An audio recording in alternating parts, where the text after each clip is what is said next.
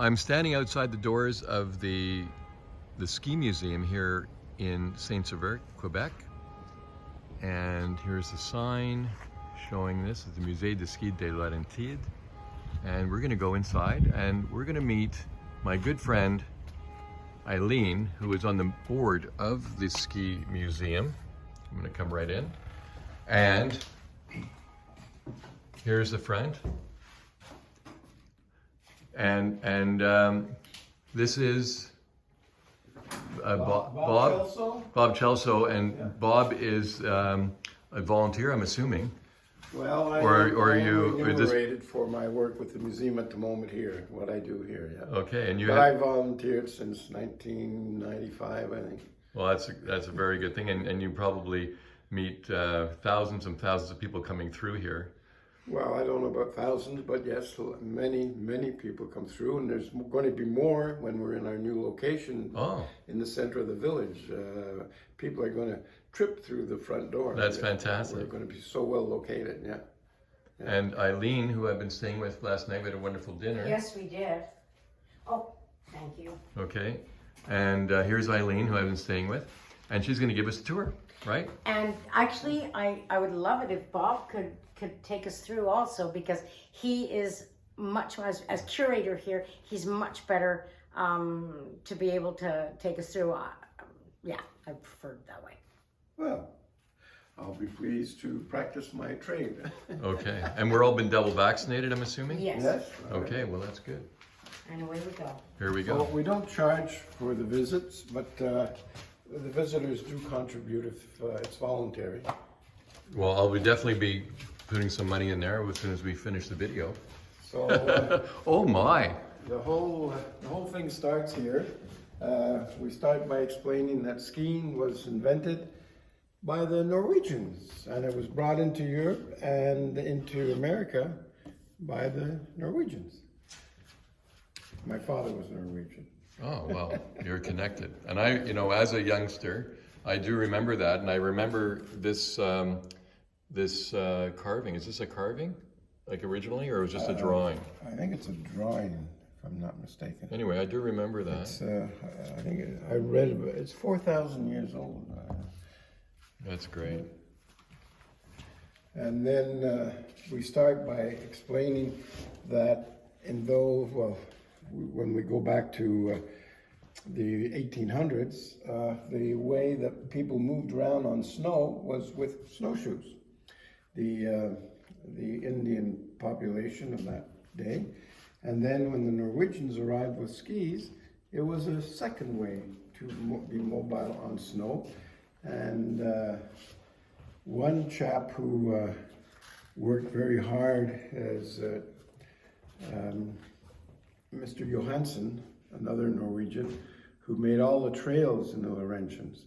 And when the Indians saw him going through the woods on his cross-country skis and moving very fast, they were astonished, and they nicknamed him Jackrabbit because he was so fast. I remember Jackrabbit as a kid. Yes, and actually, I think I remember meeting him as a youngster because he was fairly old before he died. I mean, he died at a very old age. 111. Yeah, so I definitely met him as a kid. I do remember that.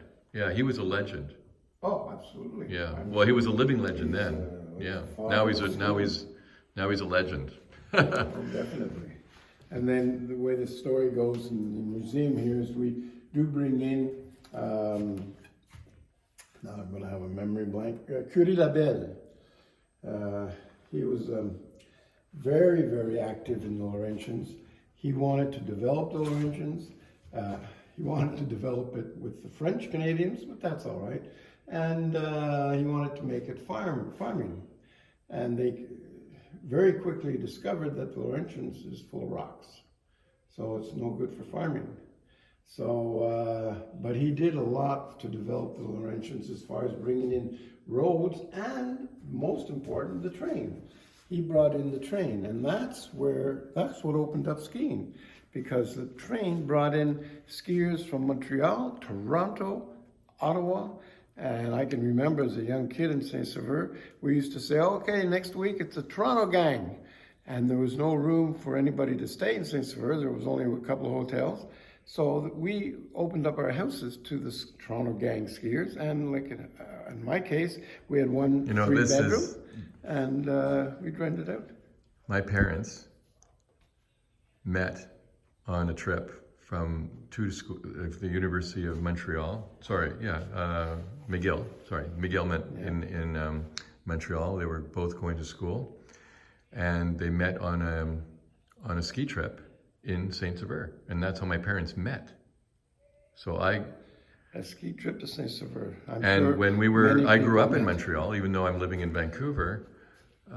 We grew up in Ville Saint Laurent, and we went up to the Laurentians every weekend, and during the holidays we rented first a motel near Belle Neige, and then we rented on Lordsey Street in Saint Agathe, and we skied mostly around the Saint Agathe area, Mont Saint Agathe, Vallée Bleue. And just to tell you is that my grandparents who owned the Colonial Inn Hotel in Saint Agathe, my granddad, when he came here from England, had horses and a sleigh, and he used to go and meet the train, and the skiers would be coming off the train with their skis and their poles, and he'd put them in the sleigh, and he'd take them to all these little auberges, and that's how the Colonial Inn started. That is so cool. People staying over. That's so cool. So that's the story here. We're up to the train and the Toronto gang and so on. And as we move along with the process,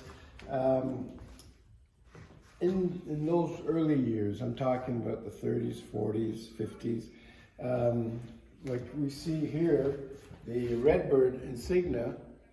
Of McGill. McGill was very instrumental in the development of skiing in the Laurentians. They brought in the races, the ski clubs. They really promoted everything about skiing. And one thing that is interesting in particular is that when I was young in Saint-Sever, taking the rope tow, and I'd wait in line, as I listened around, all I heard was English. In those days, it was an English sport. The French Canadians didn't take to it. They were, I guess, involved in their religious activities. And anyway, but later on in the 50s and 60s, the French Canadians fully participated in skiing. And so we're at that stage now here in the museum where skiing is being developed. The competitions are starting. The ski areas are opening up. And we're going to come to an area in the museum where we talk about a Mr. Foster, who in 1932 invented the rope tow. And that changed everything. Prior to that, people had to hike? Skiing was different in those days. It was touring. People would go from St. Agathe to Shawbridge for their day outing, and that was skiing. So it was kind of the first part. It was almost like cross country. Well, you can call it cross country. I think the word in those days was touring. They would tour. They would tour from St. Agathe to Shawbridge or Tremblant to Shawbridge, and that's the way it was done. But with the ski tow invention, then you got these little ski areas that developed because rope tow wasn't that complex or expensive. So every hotel next to each other had their own little ski hill. And they'd advertise, come and stay at blah, blah, blah hotel. We have a ski tow. We have a ski tow. We had a ski tow. Do they have electric vehicle chargers too? Not yet. It's coming. So that's sort of the evolution of going from touring through the woods, which again brings us back to Jack Rabbit Johansson, who made those trails. And then we have the lifts. And skiing went through different stages. Like here, if you look at these dark brown skis, those are jumping skis. and they're heavier, wider, longer. Yeah, those things. Yeah, they must be like 250 centimeters long. Yeah, well, almost. And they give you the stability in the air that is required.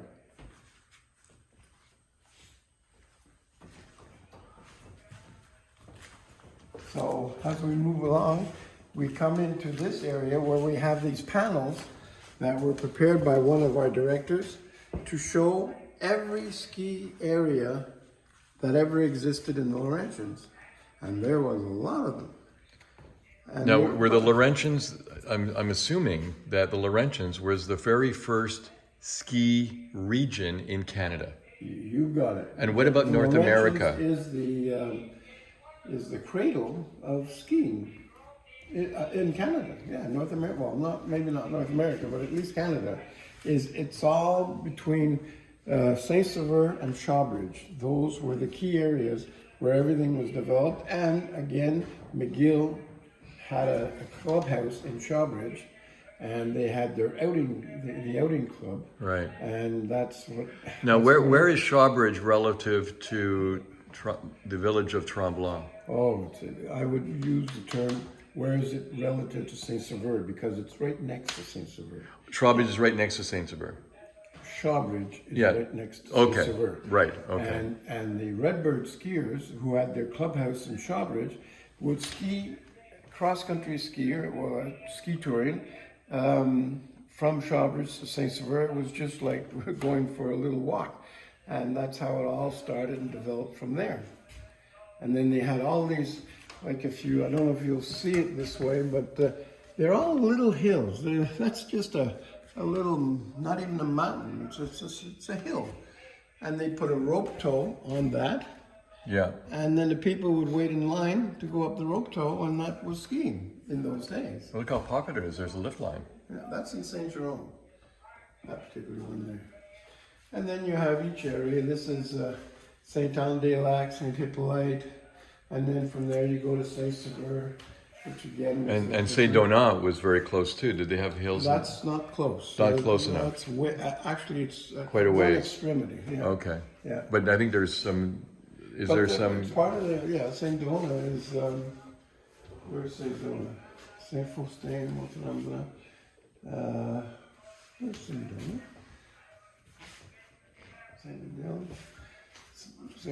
Saint Faustin, Mont-Tremblant. Oh. That's okay.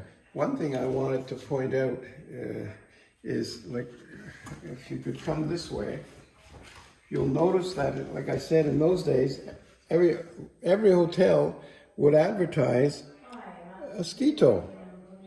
We have a ski tow. We have a ski tow. They advertised the fact that they had a ski tow. Now I see something that says $5. So what would that $5 include? I've got a feeling that includes everything: room and board, the rope tow. Yeah, that would be probably, because $5 in those days would buy a lot. So that was probably a weekend almost. Well, I remember when my parents were taking us to Monavilla, my lift ticket for the day was $2. Wow. I think I was like 6 or 7 years old. Yeah, see, here's an interesting little ad. Shawbridge, ski tow. That's the way everything was advertised, ski tow. And there was a rope tow in those days. Yeah. Okay. I remember the J bars. When did the J bars come into existence? Hill 69 had a J bar, yeah. I remember those. You didn't want to get your head hit with that. But am I jumping ahead here? No, like there was a rope tow, the J bar, and the T bar. The T bar was the big thing.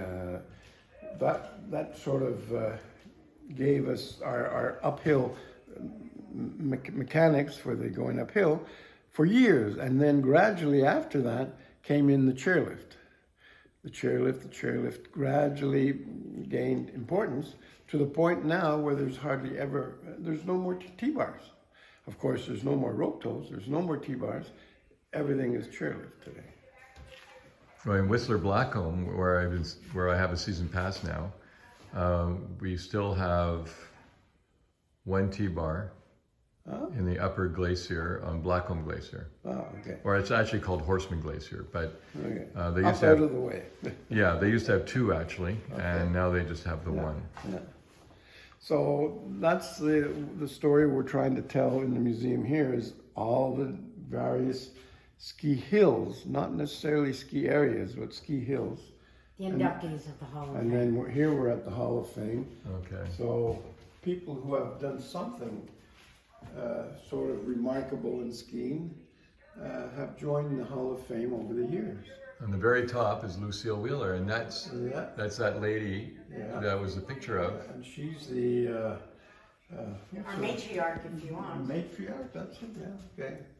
1982. So the 1882, was that the opening of the Hall of Fame here in the museum? Yes. Yeah, that would have been the Okay, first. and then every year you have And new Jack people. Rabbit Johansson that year was also indicted, Yeah, inducted, and Emile Cochon Sr. from Chalet Cochon in St. Margaret's, he was inducted, and Arthur Gravel. That was that year. yeah, because Herman Smith Johansson was called Jack Rabbit, right? Yeah, Yeah. exactly. Okay, and I know Linda Crutchfield personally. Yeah. She's on my Facebook page. And there's her name right there. And Ernie McCullough, who was the ski school director at Tremblant. Mont Tremblant. Yeah. So I know some of these names. I know And Mickey Frank. Stein from And look, Mohabaton. Raymond Langto's name is on there, who was the distributor for Oh yeah. He Varney and He Rossignol. was very involved in skiing, not only importing goods. Oh, there's Anne Hegvit. I remember I mentioned Anne Hegvit. Yeah. There she is. And Nancy Green from yeah. Red Mountain in Roslyn, British Columbia. They're all there. Yeah. Let's see who else I can see here. They're all there. Louis Dufour. Louis Dufour, I've talked about him this morning with you. I know his younger brother, I think it's Robert, Bobby? Bobby Dufour. George was the oldest brother, no? Yeah. Oh, and Betsy Clifford. Yeah, she's from the Ottawa area. And Remy Cloutier, who, these are the people that I used to ski race Yeah, with. yeah. Yeah, and Bernard Trottier, who I worked for and bought my first pair of Nordica plastic ski boots from. This is great.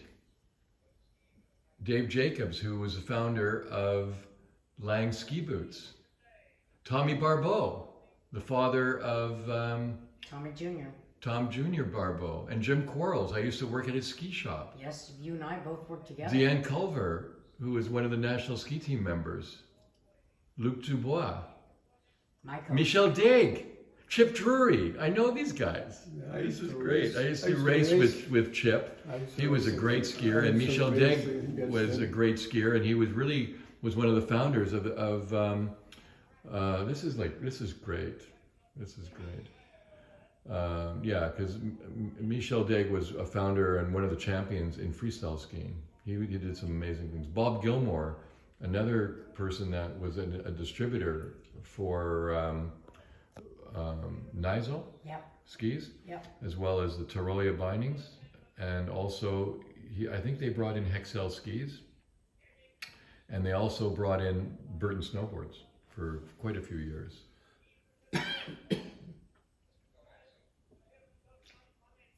The nice part is that you've got so much because you've been in the ski business for so long. Yeah, and Conrad Guy, I remember him. And I worked for Conrad. Now, I can't remember what he did, but I'm He thinking was director of Mont Tremblant.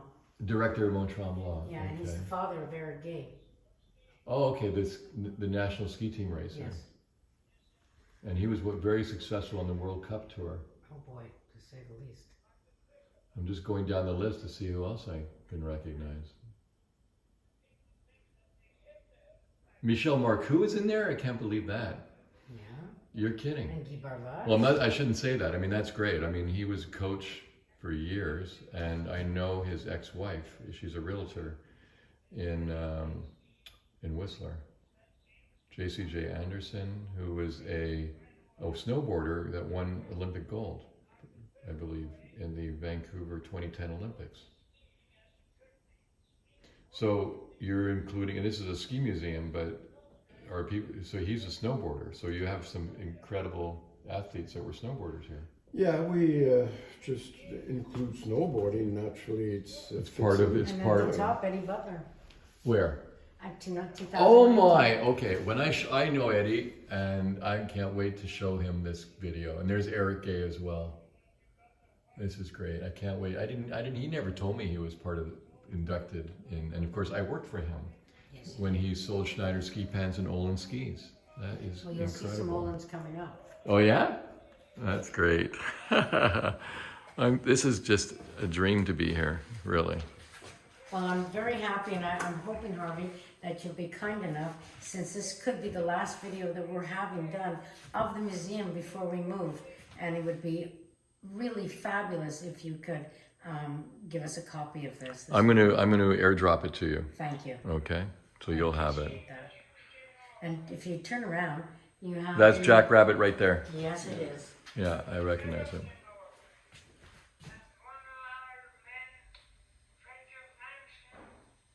He was 109 when this was filmed. Look, he's got his marbles, I'll tell you that. Yeah. He did, though, right till the end, didn't he, Bob? Yeah. Yeah.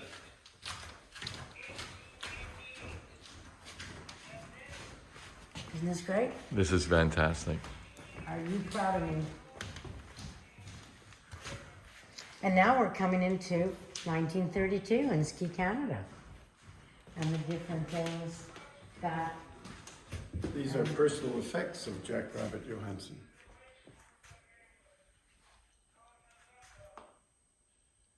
Oh, and of course the Canadian Pacific Railway came here, according to this. Yeah, Canadian National and